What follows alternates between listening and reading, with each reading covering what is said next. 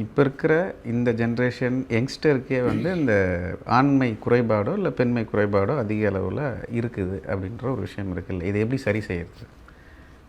பொதுவாக ஒரு 10 விஷயங்களை நாங்கள் சொல்கிறோம்.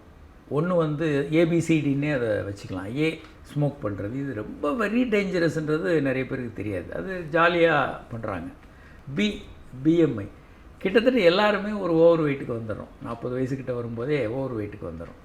மூணாவது வந்து இன்கேஸ் சர்க்கரையெல்லாம் இப்போ எங்காவே 40 இயர்ஸ்லேயே வந்துடுது. சர்க்கரை, பிபி, சுகர், கொலஸ்ட்ரால் இந்த மாதிரி ஏதாவதெல்லாம் இருந்ததுன்னா அதை நல்ல கண்ட்ரோல் வச்சுக்கணும். டயட், நல்ல காய்கறிகள், பழங்கள் சாப்பிடணும். ஜங்க் ஃபுட்டு சாப்பிடக்கூடாது. எக்ஸசைஸ், ஒரு 10,000 ஸ்டெப்ஸாவது நடக்கணும். உடல் எக்ஸசைஸ் பண்ணணும். எக்ஸசைஸ் பண்ணலைன்னா உங்களுக்கு ஆண்மை குறை வர்றதுக்கோ செக்ஸ் பிரச்சனைகள் வர்றதுக்கோ வாய்ப்புகள் ரொம்ப ரொம்ப அதிகம். ஃப்ரீக்வன்சி ஆஃப் செக்ஸ், நீங்கள் இயல்பாக ஒரு ஆண்மை குறைவு இல்லாமல் இருக்கிறதுக்கு செக்ஸ் வந்து வாரத்துக்கு 3 முறையாவது பண்ணணும்.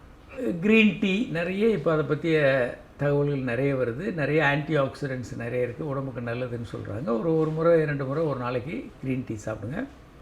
வந்து ஹாப்பினஸ், மனசில் சந்தோஷம் இல்லாமல் கொஞ்சம் கவலையோடு இருந்தீங்கன்னா